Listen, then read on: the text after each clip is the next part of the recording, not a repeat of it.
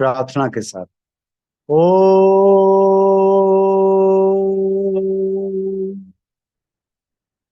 भूर्भुवः स्वः तत्सवितुर्वरेण्यम् भर्गो देवस्य धीमहि धियो यो नः प्रचोदयात्।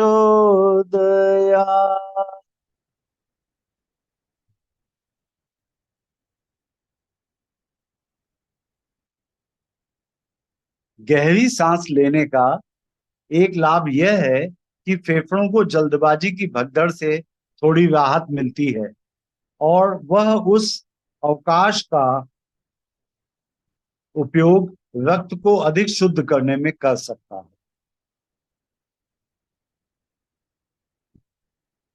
आप लोगों को लगता होगा कि ये सांस लेने की गति अगर कम हो जाए तो उससे क्या फायदा होगा। जब आप सांस लेने की गति कम करेंगे तो जितनी भी ऑक्सीजन आपने एक सांस में ली है, एक तो सांस गहरी ली जाए, अर्थात जो सांस ली जाए उसका वॉल्यूम इतना अधिक हो कि हम कम बार सांस लेके काम चला सकें, तो उससे आयु बढ़ती है, गुरुदेव कह रहे हैं। और दूसरी बात ये, जब आप कम बार सांस लेंगे तो दो बार सांस लेने के बीच में जो समय है, उस समय में जो आपने सांस अंदर खींची है उसके अंदर जो प्राण वायु घुली हुई है तथा जो ऑक्सीजन घुली हुई है, जो प्राण शक्ति घुली हुई है और जो ऑक्सीजन घुली हुई है, उसको पूरी तरह से एब्जॉर्ब किया जा सकता। ठीक है।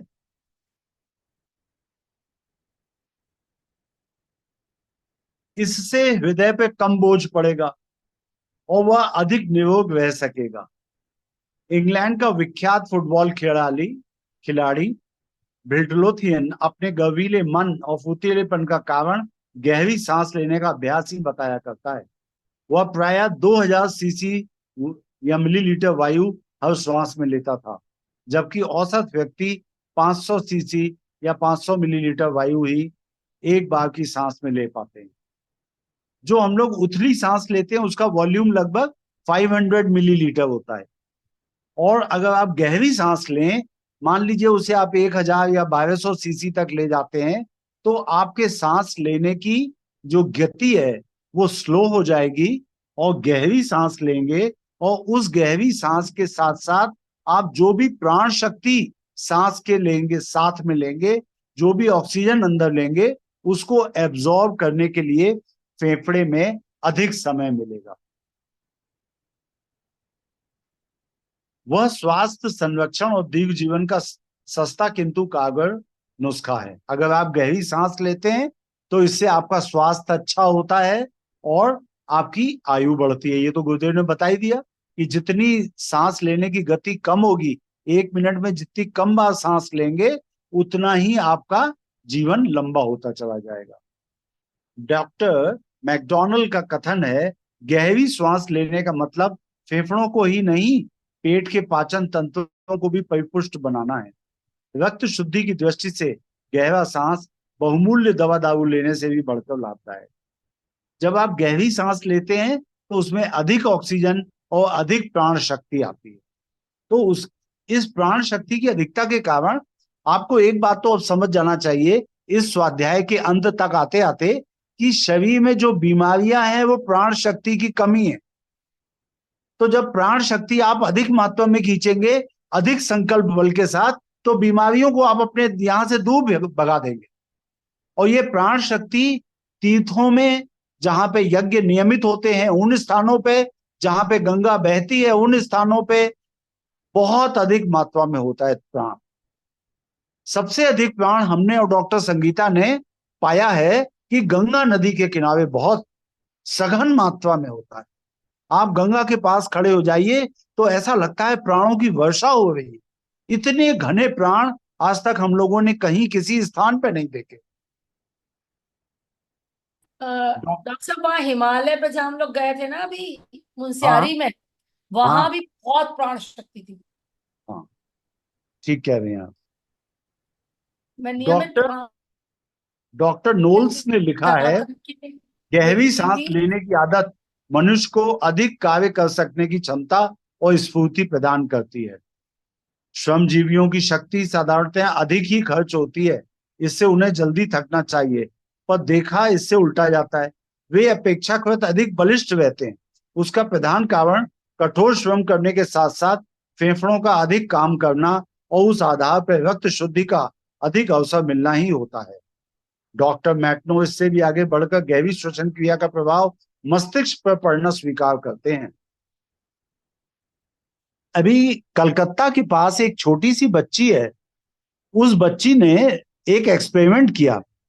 ये एक्सपेरिमेंट आपको इसलिए बताने की जरूरत पड़ रही है कि वो एक बार पहाड़ों पे गई। उसने देखा कि पहाड़ों पे जो मजदूर हैं वो लोग सामान लाद करके भी बड़ी आराम से चलते जा रहे हैं, और जबकि सामान्य जनता जो पहाड़ों पे पहली बार गई है और कम जाती है, कम मेहनत करती है, वो लोग थोड़ा सा धीरे धीरे चल रहे थे, थक गए थे, सांस फूल रही थी। और जो पहाड़ी कुली थे वो लोग तो वजन लाद करके भी बड़े आराम से चल रहे थे। उसने कुलियों को सुना, वो लोग धीरे धीरे कोई एक मंत्र जाप ओम ओम करते जा रहे थे। तो उसने वापस अपने घर लौट के, कलकत्ता लौट करके उसने एक एक्सपेरिमेंट किया, और ये एक्सपेरिमेंट इंग्लिश के एक अखबार टाइम्स ऑफ इंडिया में भी आया। उस बच्ची ने एक्सपेरिमेंट ये किया कि ओम का जाप करने से शरीर में लैक्टिक एसिड की मात्रा कम हो जाती है। ओम का जाप करने से शरीर में ऑक्सीजन कंसंट्रेशन बढ़ता है। तो ये सब एक्सपेरिमेंट उसने किए। तो ये मैं आपको बता रहा हूं कि ये जो गुरुदेव अपने स्वाध्याय में लिख रहे हैं कि जो लेबर क्लास के लोग हैं, जो लोग मेहनती हैं, मजदूर हैं, वो लोग काम ज्यादा करते हैं, मेहनत ज्यादा करते हैं, साथ साथ गहरी सांस लेके उनके फेफड़े भी अधिक काम करते हैं, जिससे वो बलिष्ठ हो जाते हैं।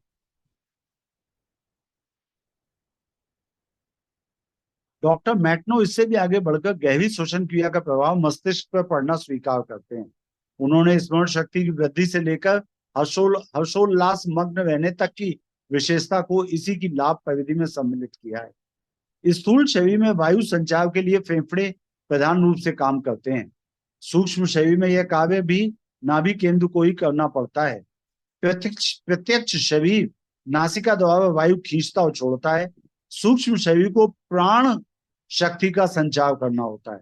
जब आपका जो स्थूल शरीर है वो नासिका के द्वारा वायु खींचता और छोड़ता है, तो जो सूक्ष्म शरीर है वो आपकी खींची गई वायु में से प्राण शक्ति को एब्जॉर्ब करता है। प्राण वस्तुतः एक विद्युत शक्ति है जो ऑक्सीजन की ही भांति वायु में घुली रहती है। ये देखिए, ये जो एक लाइन है गुरुदेव के स्वाध्याय में, इससे तमाम लोगों की जो गलत फहमी है, जो कि प्राण शक्ति को या प्राण वायु को समझते हैं कि ऑक्सीजन है। ऑक्सीजन जीवन धारण करने के लिए आवश्यक है, किंतु प्राण एक अलग शक्ति है। प्राण विद्युत शक्ति है, प्राण बायो इलेक्ट्रिसिटी है, प्राण ऑक्सीजन नहीं है। ये बात आपको अच्छे से समझ में आना चाहिए। और आपको एक नहीं, हजारों लाखों ऐसे योग के विद्यार्थी मिलेंगे जो आपसे बहस करने को तैयार हैं कि ऑक्सीजन प्राणवायु है। प्राण वस्तुतः एक विद्युत शक्ति है जो ऑक्सीजन की ही भांति वायु में घुली रहती है। श्वास प्रश्वास के साथ ही उसका आवागमन भी होता है।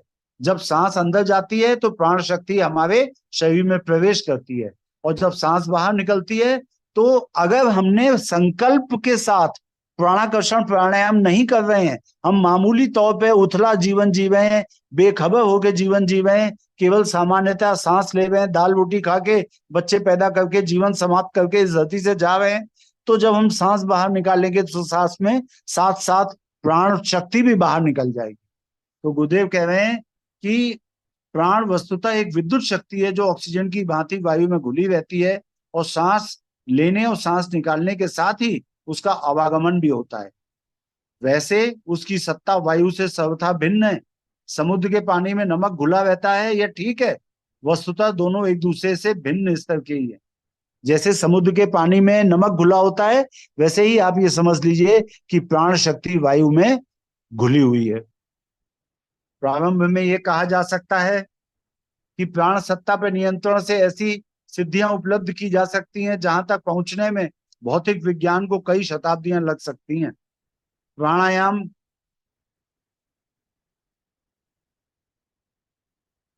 ओम भैया,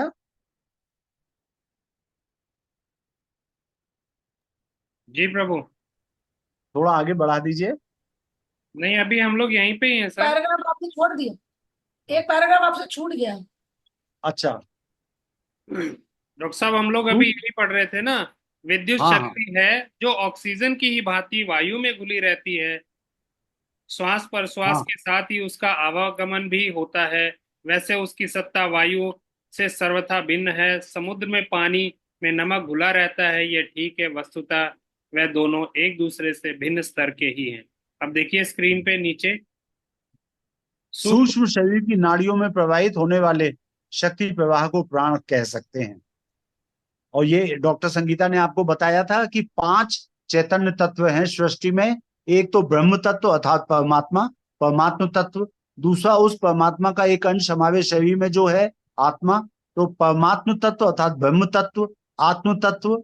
और तीसरा चैतन्य तत्व है प्राण। इसके अलावा विचार और बुद्धि, ये भी चैतन्य तत्व हैं। तो ये प्राण भी एक चैतन्य तत्व है।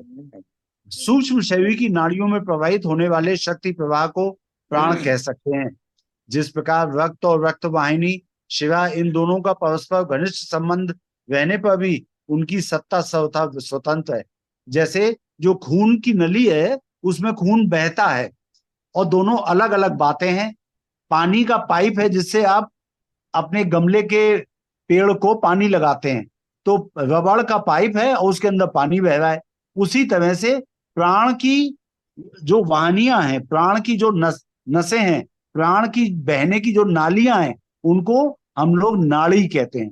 प्राणों की जो बहने की नालियां हैं, जो जैसे खून की नली होती है रक्त वाहिनी, वैसे प्राण की जो नाड़ियां हैं वो और प्राण दोनों अलग अलग बातें हैं और दोनों ही सूक्ष्म है। जिस प्रकार रक्त और रक्त वाहिनी शिवाय इन दोनों का परस्पर घनिष्ठ संबंध रहने पर भी उनकी सत्ता स्वतः स्वतंत्र है, इसी प्रकार सूक्ष्म शरीर की नाड़ियों और उनमें प्रवाहित होने वाले प्राणों को एक दूसरे से संबद्ध रहते हुए भी वह सत्ता की दृष्टि से पृथक भी ठहराया जा सकता है। प्रारंभ में यह कहा जा सकता है कि प्राण सत्ता पर नियंत्रण से ऐसी सिद्धियां उपलब्ध की जा सकती हैं जहां तक पहुंचने में भौतिक विज्ञान को कई शताब्दियां लग सकती हैं। प्राणायाम, उसके द्वारा प्राण नियंत्रण एवं नियंत्रित प्राण का उपयोग विशुद्ध भौतिक विज्ञान है। अब ये बात समझिए आप, प्राणायाम क्या है। उसके लिए गुरुदेव बता रहे हैं कि प्राणायाम के द्वारा हम प्राण पर नियंत्रण प्राप्त करते हैं एवं नियंत्रित प्राण का उपयोग विशुद्ध भौतिक विज्ञान की तरह से कर सकते हैं।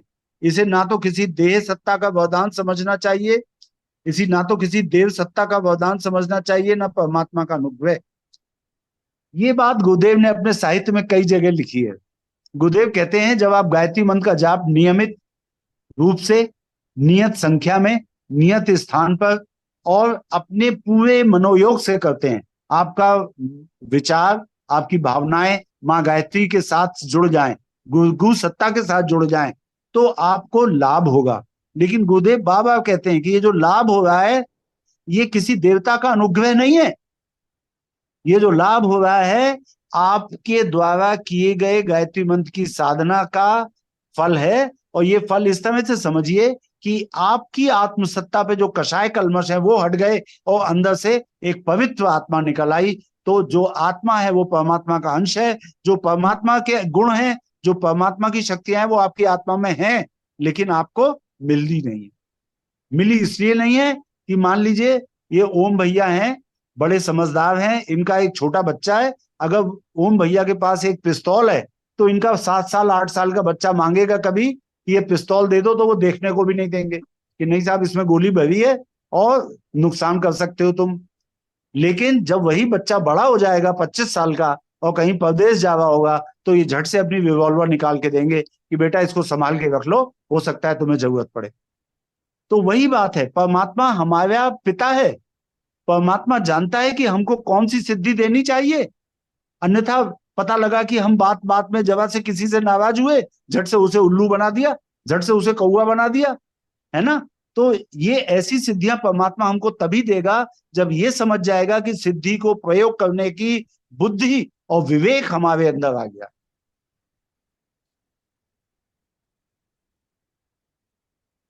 प्रारंभ में ये कहा जा सकता है कि प्राण सत्ता पर नियंत्रण से ऐसी सिद्धियां उपलब्ध की जा सकती हैं जहां तक पहुंचने में भौतिक विज्ञान को कई शताब्दियां लग सकती हैं। प्राणायाम, उसके द्वारा प्राण नियंत्रण एवं नियंत्रित प्राण का उपयोग विशुद्ध भौतिक विज्ञान है। इसे ना तो किसी देव सत्ता का वरदान समझना चाहिए, न परमात्मा का अनुग्रह। यह विशुद्ध रूप से अपने शरीर यंत्र का एक कारखाने की तरह का उपयोग भर है। हठ योग में ऐसे प्राणायाम बहुत प्रचलित हैं और आए दिन इस तरह के चमत्कार देखे जाते हैं। कुछ दिन पूर्व माउंट हिलेरी ने समुद्र से आकाश अभियान संपन्न किया। उन्होंने क्या किया, वो गंगा के रास्ते से, गंगा सागर से लेकर के और गंगोत्री तक पहुंचना चाहते थे। नाम रखा अभियान का समुद्र से आकाश। इस यात्रा के मध्य में इलाहाबाद में उन्होंने एक ऐसा कारनामा देखा कि इलाहाबाद में एक रेशम का धागा बांधकर एक हठ योगी वयोवृद्ध साधक ने उनके 90 हॉर्स पावर के जेट इंजन को 1 इंच भी खिसकने नहीं दिया था। वो हठयोगी जो था उसने अपने शरीर में इतनी शक्ति उत्पन्न कर ली कि उनके 90 हॉर्स पावर का जेट इंजन 1 इंच भी गंगा में हिल नहीं पाया। यह विशुद्ध प्राणायाम की शक्ति थी। किंतु उस तरह के प्राणायाम जितने शक्ति संवर्धक होते हैं उतने ही भूल हो जाने पर अनिष्ट कारक भी हो सकते हैं। परमाणु शक्ति का दुरुपयोग स्वयं के लिए उतना ही घातक होता है जितना शत्रु के लिए। इस स्थिति को ध्यान में रखते हुए भारतीय योग तत्ववेत्ताओं ने कुछ प्राणायाम ऐसे खोज निकाले जो कोई भी किसी भी शारीरिक मानसिक स्थिति का व्यक्ति कभी भी कर सकता है। इस तरह के 3 प्राणायाम यहाँ दिए जा रहे हैं।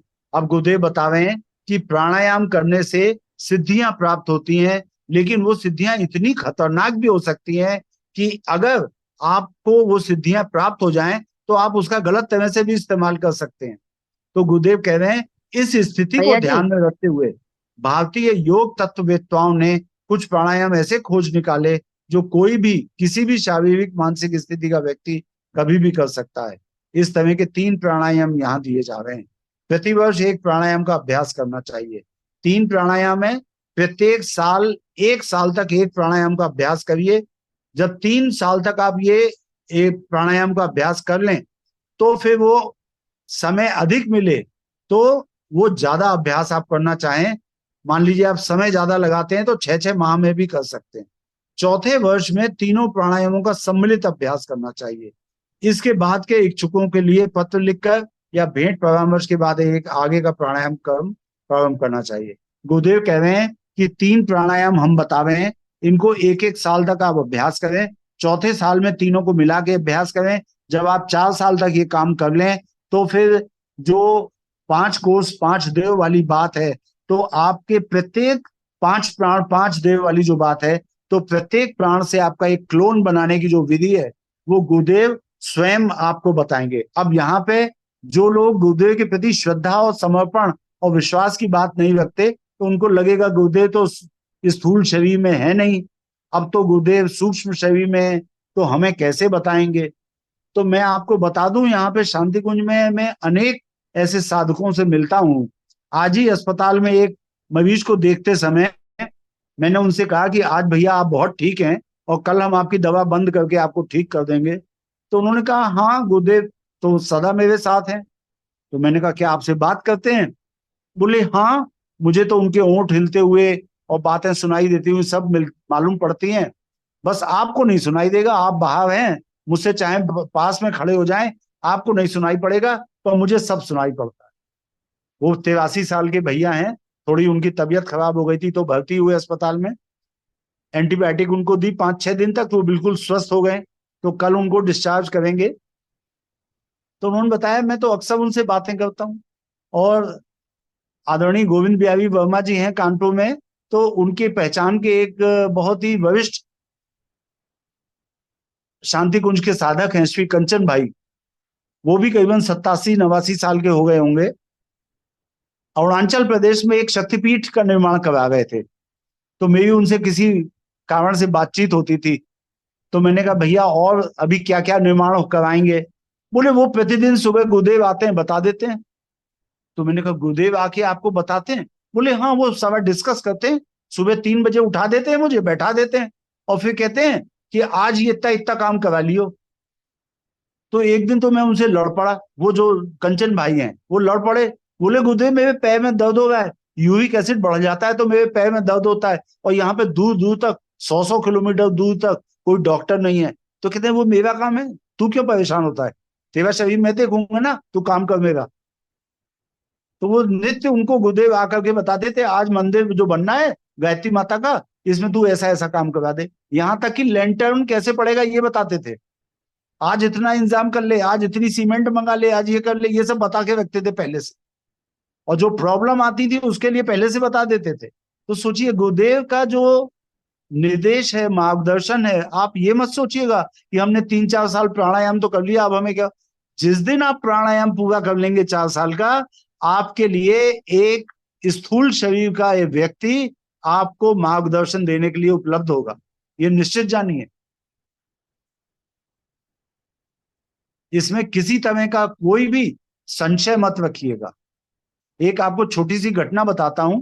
परम पूज्य गुरुदेव के एक बहुत अच्छे साधक शिष्य हुए, बहुत अच्छे, श्री रमेश चंद्र शुक्ला उनका नाम था, मस्तीचक बिहार में रहते थे।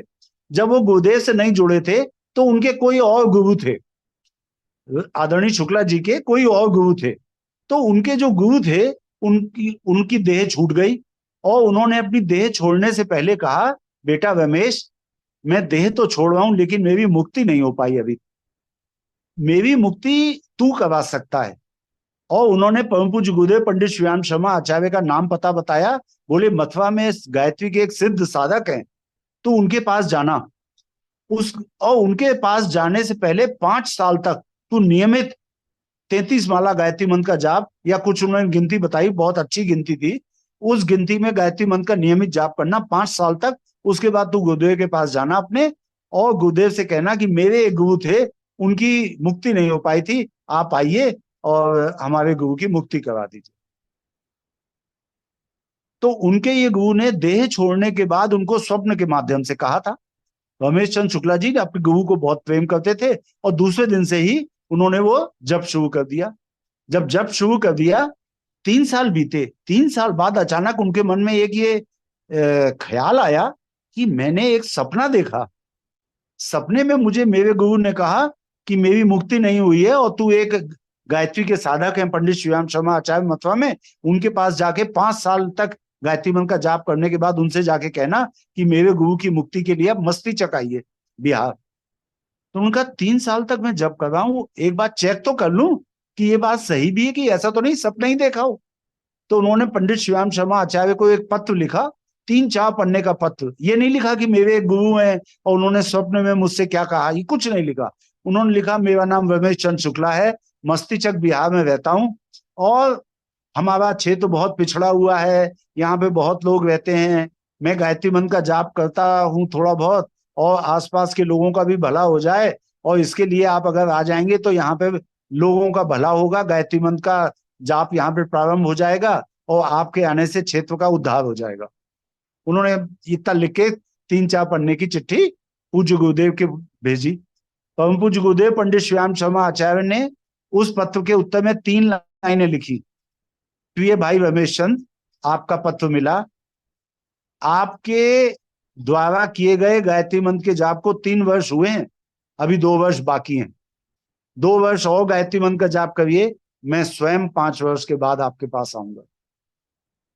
रमेश चंद्र शुक्ला जी भौचक्के के रह गए। उन्होंने तो अपने गुरु के बारे में 5 साल की जप के बारे में कुछ लिखा भी नहीं था, और उन्होंने परम पूज्य गुरुदेव ने एक एक लाइन लिख दी कि आपके गुरु को गए अभी 3 वर्ष हुए हैं, 3 वर्ष का गायत्री मंत्र का जाप हुआ है, 2 वर्ष का बाकी है, अभी 2 वर्ष और जाप कीजिए, उसके बाद मैं आऊंगा। 5 वर्ष बीतने के बाद परम पूज्य गुरुदेव आए। रमेश चंद्र शुक्ला भाई साहब ने बताया कि पूज्य गुरुदेव आए, उन्होंने यज्ञ का आयोजन करवाया, उसके बाद एक कमरे में चले गए। पूज्य गुरुदेव पंडित श्रीराम शर्मा आचार्य ने उस कमरे में आधे घंटे तक समाधि अवस्था में उनके गुरु का मुक्ति का प्रबंध कर दिया, और आधे घंटे के बाद पूज्य गुरुदेव ने कमरा खोला और रमेश चंद्र शुक्ला जी से कहा जाओ अंदर जाओ, मिल लो अपने गुरु से। आखिरी बार मिलूं। हाँ, परम पूज्य गुरुदेव ने जब उनसे कहा रमेश चंद्र शुक्ला जी से, तो रमेश चंद्र शुक्ला जी बहुत चक्के रह गए, किससे मिलने के लिए कह रहे हैं। अंदर गए तो देखा उनके पूर्व गुरु वहां पे खड़े थे। ऐसे हैं हमारे गुरुदेव। तो कोई संशय आपके मन में ना रहे कि हम 4 साल की साधना तो करेंगे, लेकिन आगे क्या होगा, आगे का निर्देशन कहां से होगा। कोई ना कोई व्यवस्था पूज्य गुरुदेव बना देंगे।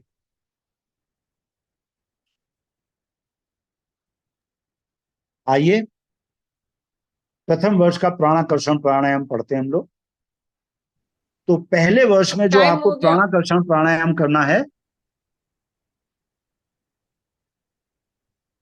वो है, नंबर 1, प्रातःकाल नित्य कर्म से निवृत्त होकर, नहा धो करके, पूर्व दिशा में मुख करके पालथी मार के बैठिए।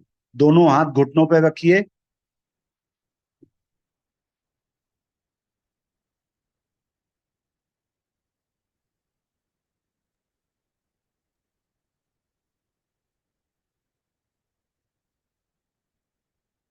प्रातःकाल नित्य कर्म से निवृत्त होकर पूर्वाभिमुख पालथी मारकर बैठिए। दोनों हाथ घुटनों पर रखिए। मेरुदंड सीधा रखिए। मेरुदंड मतलब आपकी बैकबोन, स्पाइनल कॉर्ड जो है वो सीधी रहे।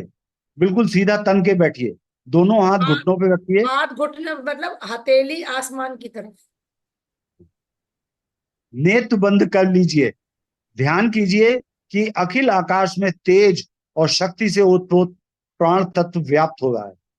गगन भाप के सूर्य के प्रकाश में चमकते हुए बादलों की शक्ल के प्राण का उफान हमारे चारों ओर उमड़ता चला आ रहा है, और उस प्राण उफान के बीच हम निश्चिंत, शांत चित्त एवं प्रसन्न मुद्रा में बैठे हुए हैं।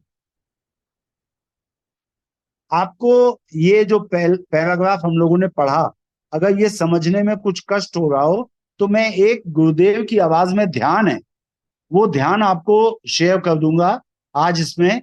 उस ध्यान में गुरुदेव ने बार बार इस तरह के प्राण तत्व का ध्यान बताया है। उस आप गुरुदेव कहते हैं, ऐसी भावना करो हिमालय के ऊपर जो बर्फ जमी हुई है वो सफेद सफेद बादलों के रूप में प्राण तत्व उमड़ घुमड़ करके और आपके शरीर में प्रवेश कर रहा है। तो प्रातःकाल नित्य कर्म से निवृत्त होकर पूर्व दिशा में पालथी मारकर बैठिए। दोनों हाथ घुटनों पर रखिए। मेरुदंड सीधा रखिए। नेत्र बंद कर लीजिए। ध्यान कीजिए कि अखिल आकाश में तेज और शक्ति से ओतप्रोत प्राण तत्व व्याप्त हो रहा है। गगन भाप के सूर्य के प्रकाश में चमकते हुए बादलों की शक्ल के प्राण का उफान हमारे चारों ओर उमड़ता चला आ रहा है, और उस प्राण उफान के बीच हम निश्चिंत, शांत चित्त और प्रसन्न मुद्रा में बैठे हुए। ये बहुत आवश्यक है।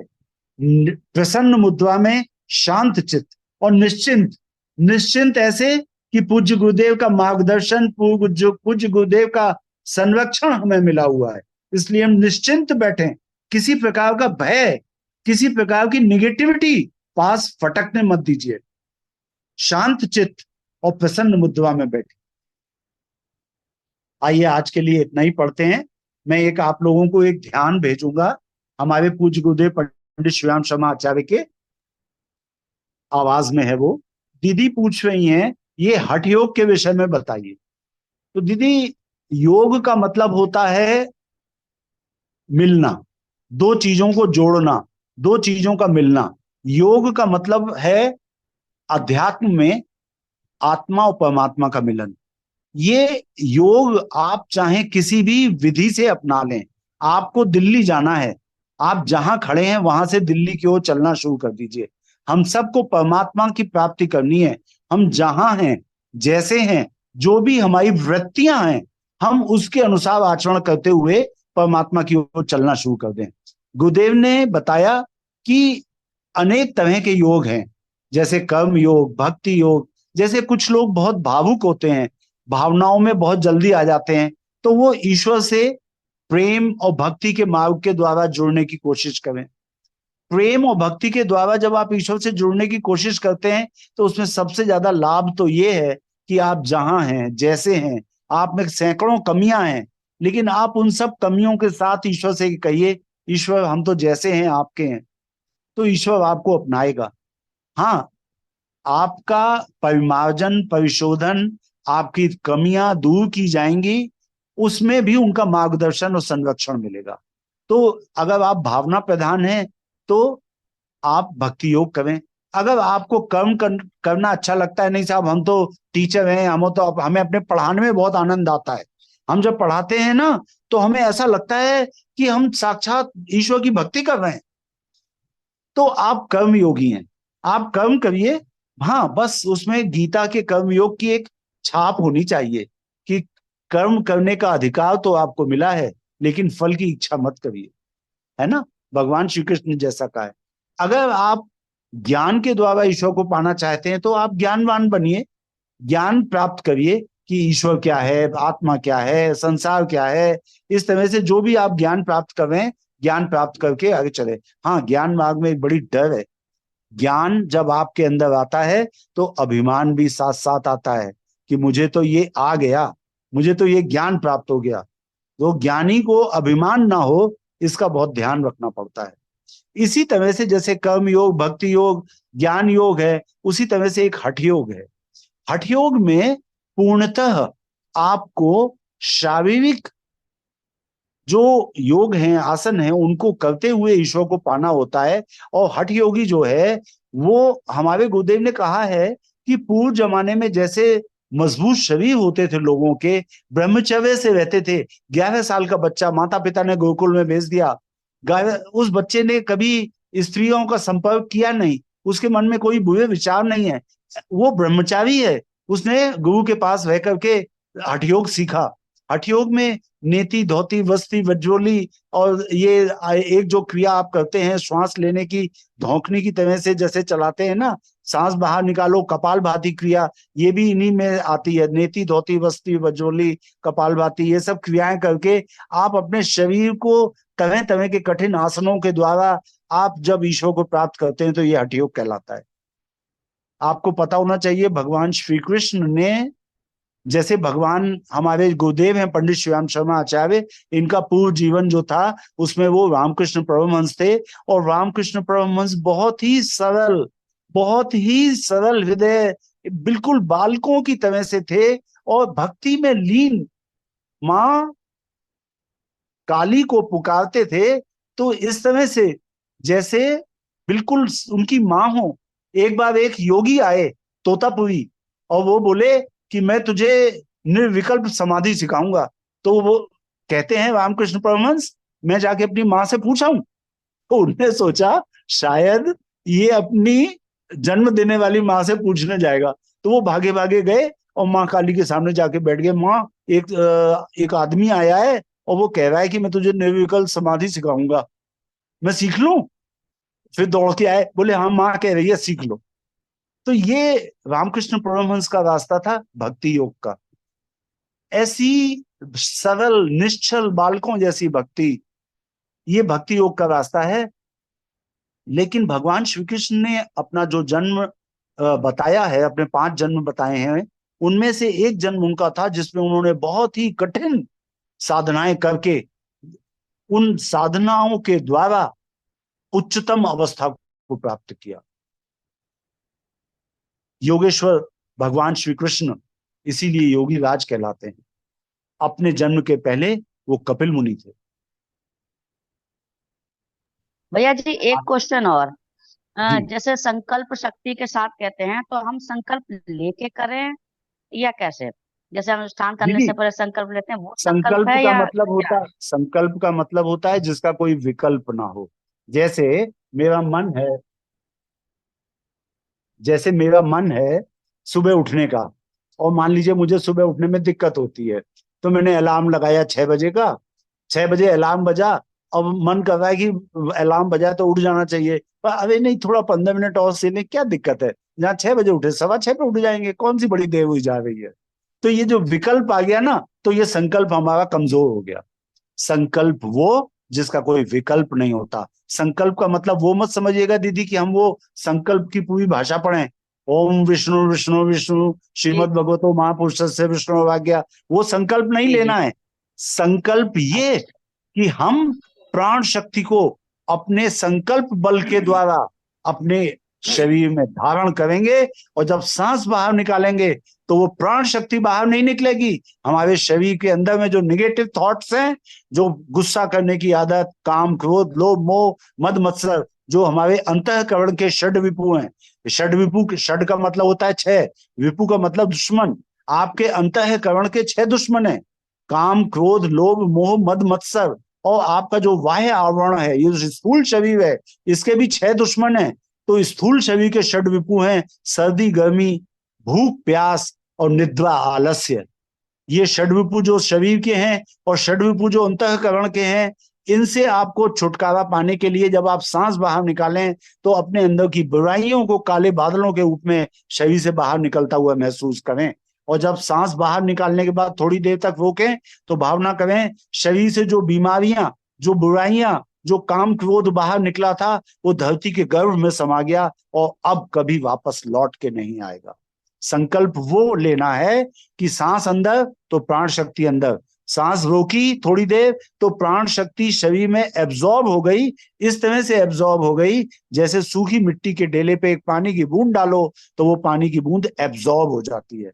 सांस बाहर निकाली तो शरीर की जो बीमारियां हैं, पीठ का दर्द, घुटने का दर्द, वो बाहर निकल गया और काम, क्रोध, लोभ, मोह, मद, मत्सर बाहर निकल गया।